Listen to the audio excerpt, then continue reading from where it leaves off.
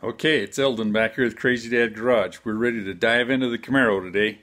I've been messing around with it a little bit. I got in it actually needed to push the car up farther to the front of the shop so I could access the back end of it here. And when I turned the key on to put the transmission in neutral, I could hear the fuel pump run. And I played around with it a little bit and actually got the car started. I didn't like the way it ran, but got it started, and then it shut off. And I've been playing with it, and sometimes the fuel pump will kick on, but very rarely. And I've kind of got it to a point where it won't do it at all now. So I'm pretty certain that it is the fuel pump. There is a test wire under the hood on these things that you can hit with the full 12-volt power, and it's supposed to kick it on. And when I do that, I don't get anything now. And so we're going to jump in here and start the process of replacing this fuel pump and go from there on it. I'm going to turn you around here to actually show you one of the things. Actually, I'm just going to tell you a little bit here. So the standard way that the factory tells you to replace the fuel pump on these is you got to lift the car, go underneath, you have to pull the exhaust system down, you have to pull the rear axle loose and drop it down, and several other things that are in the way there, and suspension pieces and all of that stuff, and it becomes a really intimidating job. It's not that it can't be done, it's just really time consuming. But what I'm finding from looking on the internet and watching a bunch of YouTube videos is we can actually go down into the trunk area of the car here, and on this hump, let's see, right in there underneath that piece of carpet is right on top of the fuel tank. And YouTubers are showing that a lot of people are going in there, and you just cut a rectangle of the floor of that out with a power tool and pull that out, and bingo, it fuel pumps right there. And all you got to do is pull it out and replace it. And then when you get done, you put a patch back in where that piece was cut out, and you're all set to go. It turns it from like a 8 or 10 hour job into about a 2.5 hour job to get this fuel pump changed. So I'm going to go in there and start looking at it. I'll turn this video around, and we'll see what it looks like underneath there right now. Okay, so let's see what happens here as we lift this piece of carpet.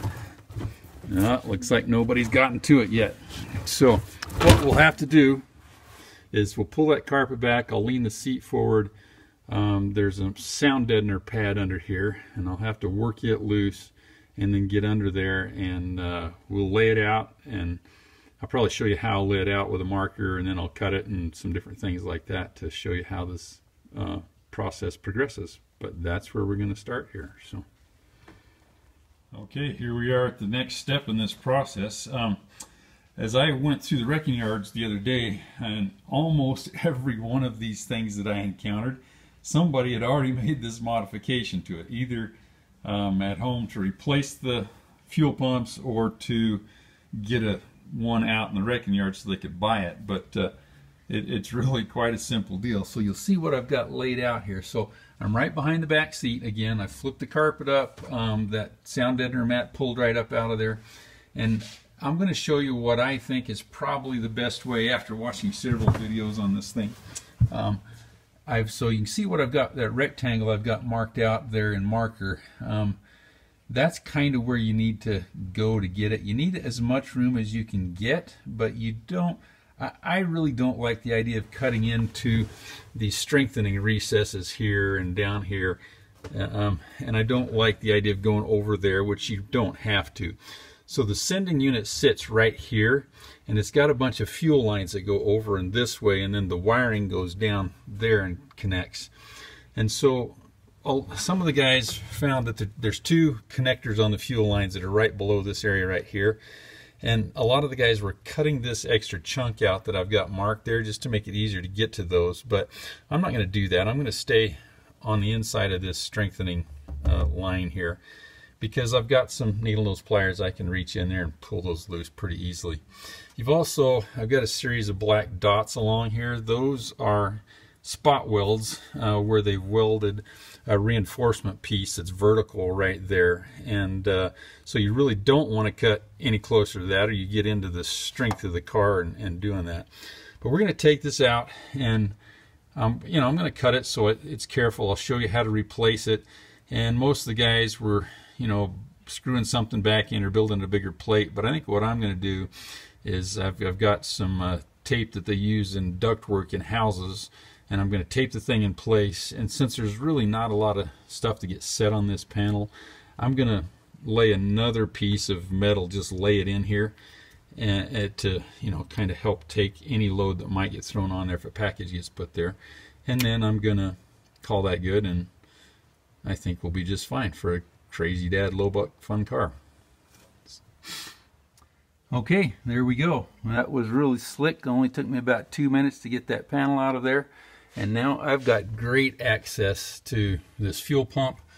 You have to take the screws out around here and you pull that ring off. This wire right here, be aware that's not where you disconnect the fuel pump.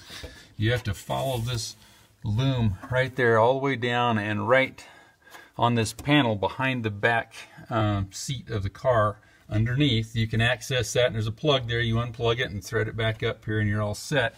And then you have to take this hose loose here, and there's a connector here and another one back under there that you have to get, and that's the harder one.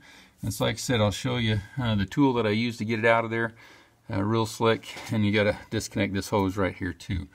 So that's pretty what we're looking at. Now I'm seeing something here. It tells me there's a really good chance that this is our problem, because if you see all the dirt down in there around that thing, this car has obviously probably been out in the country a lot of its life. But that, I would be willing to bet money, is the original fuel pump in here. And this car's got, I think it's 150,000 miles on it. So it's time. It's time for a fuel pump to go. And so I'm pretty confident we're going to pull that thing out, plop the new one in, and it's going to solve the problem of whether the car will start or not. And we'll go that far and see what we have to do. I'm going to blow that dirt off of there and then start disconnecting those hoses.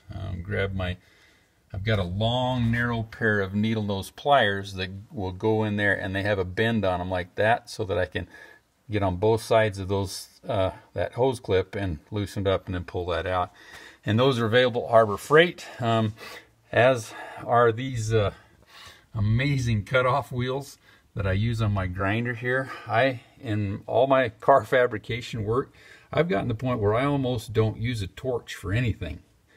Lately, I can cut such nice, sweet, clean cuts with this thing, and they're cheap, and that grinder works like gangbusters. And so there's just a couple of tips, you know, go to Harbor Freight and check out some of their tools. I really like a lot of the stuff that they have. So a couple of hints there. I'm going to go along. I'll get under here and clean off the sharp edges of that and the sharp edges here along this panel that I cut off with a file. And just so that it makes it where I don't cut myself in the process of working on it. But that'll be moving us forward to getting this fuel pump replaced. Okay, I need to throw in a really quick little piece here. Down here to reach these hoses, I was not able to get my pliers in there that I was talking to you about. I could get a hold of the first one here, but the second one is way farther back in there. And what I found is that once I came over here and took the bolts loose and was able to lift this up, I was able to pull those hoses and lines farther back out of there, to the point that this one came out to here where I could reach it with a conventional pair of pliers and unhook it.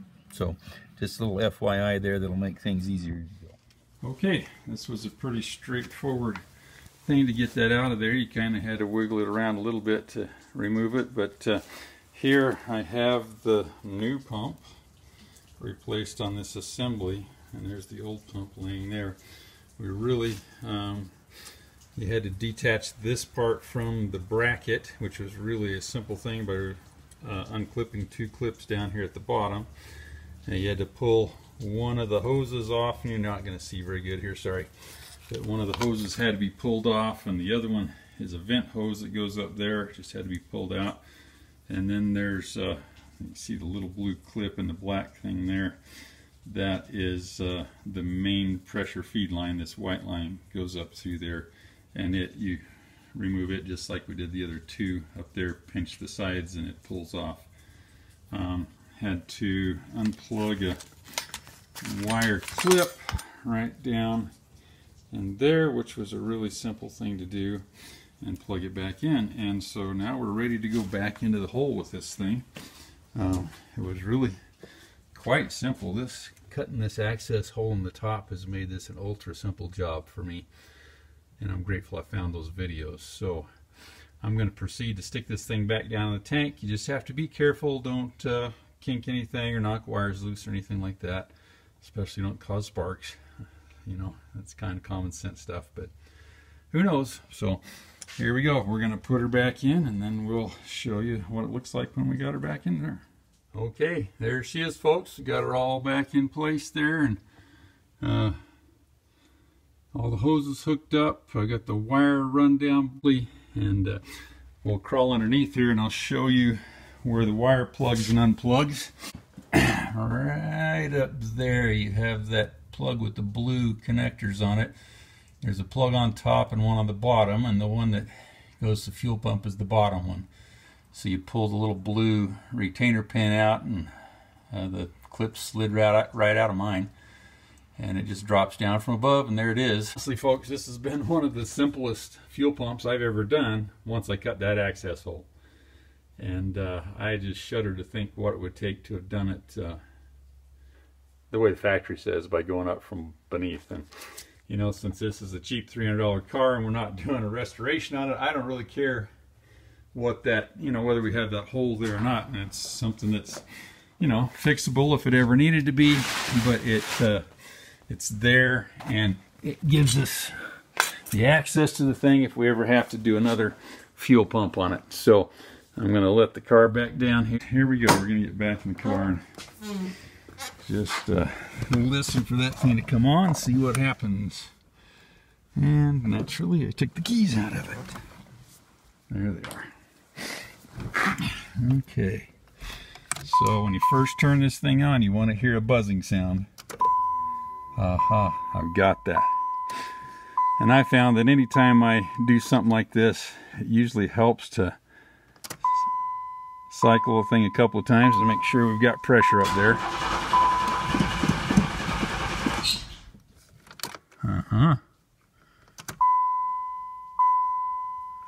It's not doing it now. Maybe we're back to the drawing board here. I may have a relay out or something like that. Yeah, I'm not hearing that thing when I should be. All right, on to the next step. We'll see if we got a relay bad. All right, real quick here, what I'm going to do, turns out it looks like it probably wasn't the fuel pump that was actually the ultimate problem. I'm not upset that I put a new one in it because it looked like it was getting to that point, but I'm going to track down a couple other things here I've been following through, and I think there might be a couple other pieces that we can do. So just a little more in the learning curve, but that's what happens when you tackle a car that doesn't cost a whole lot of money like this. So we'll be back with another follow-up video as we chase through the next thing.